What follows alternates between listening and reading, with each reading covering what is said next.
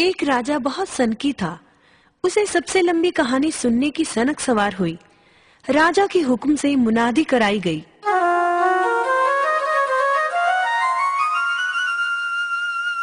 सुनो सुनो सुनो सुनो सुनो सुनो, महाराज धीराज का हुक्म है कि जो उसे सबसे लंबी कहानी सुनाएगा उसे रामगढ़ की जागीर तथा एक मुंह मांगा इनाम दिया जाएगा।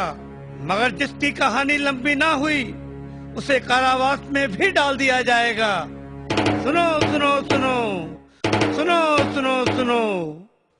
यह सुनकर दूर दूर से कहानीकार आए, परंतु राजा को संतुष्ट न कर पाए। कहानियां तो लंबी थीं, परंतु राजा सोचता, कहानी तो सुन ली है, अब व्यर्थ में जागीर क्यों दूं? धीरे धीरे बहुत से कहानीकार कारावास में बंद कर दिए गए। एक कहानीकार के नौजवान बेटे को अपने पिता का कारावास में बंद होना बहुत खला। उसने राजा को सबक सिखाने का मन बना लिया और जा पहुंचा राज दरबार कहानी सुनाने के लिए। बोला, महाराज, एक किसान का बहुत बड़ा खेत था। उसने ज्वार बो रखी थी। पास ही एक पेड़ पर ढेरों चिड़ियों का झुंड रहता था। इसलिए जब भी किसान बीज बोने आता, चिड़ियों बीज निकालकर खा लेती थी।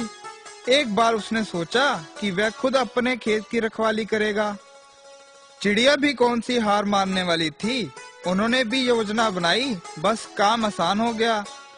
एक चिड़िया आई, खेत में से बीज का दाना चुगा और हो गई फुर। फिर एक चिड़िया आई और दाना चुगा और हो गई फुर। और फिर एक और चिड़िया आई, दाना चुगा और हो गई फुर। फिर एक और दाना चुगा और हो गई फुर। राजा बोला, फिर क्या हुआ? होना क्या था जी? फिर एक चिड़िया आई, दाना चुगा और फुर। फिर आगे क्या हुआ? महाराज, चिड़िया आई, दाना चुगा, फुर। ठीक है भाई, अब आगे भी तो बोलो। वही तो कह रहा हूँ महाराज, चिड़िया आई, दाना चुगा और फुर। राजा को फुर फुर सुनकर बोरियत होने लगी और बोला, ठीक है, मान लिया, सारी चिड़िया आई और उन्होंने सारे दाने चुन लिए। अब आगे भी तो बोलो। ऐसे कैसे चुग लिए महाराज? एक एक चिड़िया आएगी, एक एक दाना चुगेगी, सभी दाने खत्म होंगे, तभी तो कहानी आगे चलेगी। एक चिड़िया आई, दाना चुगा और फुर्र। राजा समझ गया कि आज शेर को सवा शेर मिला है। ये कहानी तो कभी खत्म ही नहीं हो सकती। इसे दंड कैसे दूं? इसे इनाम देकर ही पीछा छुड़ाना बेहतर है।